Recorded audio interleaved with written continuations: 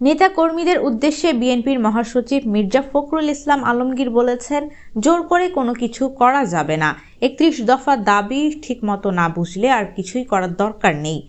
বুধবার ১১ ডিসেম্বর যুক্তরাজ্য বিএনপির কার্যকরী কমিটির নেতৃবৃন্দের সঙ্গে শুভেচ্ছা বিনিময় অনুষ্ঠানে তিনি এসব কথা বলেন। মির্জা ফখরুল বলেন, একদলীয় শাসন প্রতিষ্ঠার আকাঙ্ক্ষা থেকেই শেখ হাসিনা গণতান্ত্রিক প্রতিষ্ঠানগুলোকে ধ্বংস করেছিল। পরপর ৩টা নির্বাচন বেআইনিভাবে করেছে আওয়ামী লীগ। মিডিয়া ও সচিবালয় সব দখল করে নিয়েছিল তারা। ৬০ লাখ মানুষের বিরুদ্ধে মিথ্যা মামলা ছিল, আমরা সেটা পার হয়েছি।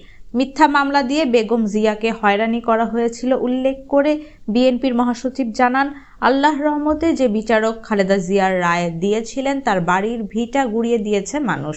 তারেক রহমানকেও হয়রানি করা হয়েছিল এভাবে। তিনি আরো বলেন, আমরা গণতন্ত্রের জন্য সংগ্রাম করেছি। আমাদের দল হলো নলেজ বেস। বাংলাদেশে যেটা হয়েছে তা কিন্তু সামাজিক যোগাযোগ মাধ্যমের অবদান। তরুণ প্রজন্মের কাছে আমাদের অনেক প্রত্যাশা। ভাষা আন্দোলন থেকে শুরু করে ছাত্র যুবকেরাই আন্দোলন করেছে দাবি করে বিএনপির মহাসচিব বলেন, যুবকেরা যদি রক্ত না দিত তাহলে কি হাসিনা পালাতে পারতেন? এটার প্রতিদান দেওয়া সম্ভব নয়।